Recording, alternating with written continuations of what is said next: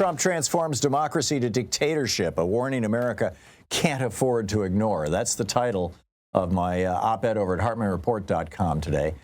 Former Congressman Adam Kinzinger is wondering out loud if President Musk will force Vice President Trump to shut down our government. You know, it's all about raising the debt ceiling, Trump says, so they can roll out the next round of tax cuts for billionaires, something you're not going to hear on Fox so-called news. But the actual story behind this story is even more sinister. You know, we've got a real challenge here today. Actually, today's piece is titled "How Oligarchy Works: Who Wins, Who Loses." And you know, this whole thing, you know, they want to borrow another $5 trillion, so from you and me and our children and grandchildren, so that they can give it to Elon Musk and his billionaire buddies. And like I said, you're not going to hear about this on Fox News. But I wrote a book about this, The Hidden History of American Oligarchy, Reclaiming Our Democracy from the Ruling Class. And this is what's going on. In a democracy, we elect representatives who do what the people want. And for example, this is polling from the Associated Press and the NORC Center for Public Affairs. 83% of Americans want increased infrastructure spending. 81% want tuition-free community college. 79% want higher Social Security benefits. 72% want tuition-free four-year public college. 62% want government-insured health care coverage. 60% want higher spending on education. 60% want more assistance to the poor. 60% want increased support for Medicare. 60% want increased spending on Social Security. I mean, it goes on, right?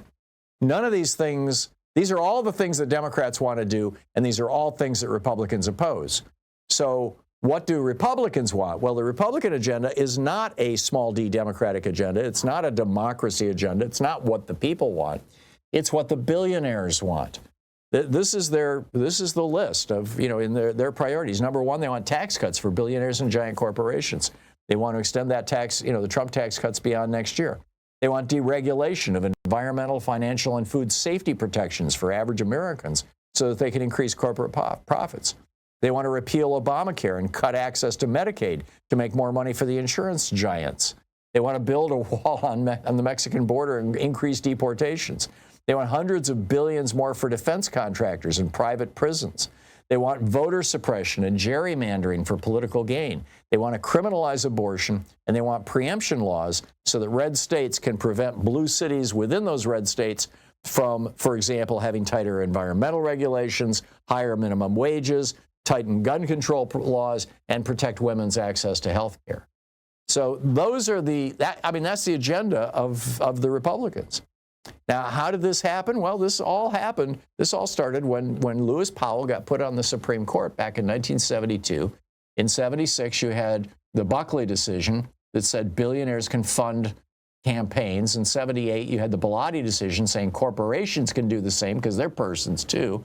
And then in 2010, of course, they kicked the door. They didn't just kick the door open. They knocked down the walls and just said, hey, billionaires can run the whole show. And that's what we just saw. Elon Musk puts $277 million into a campaign, and Donald Trump gets elected.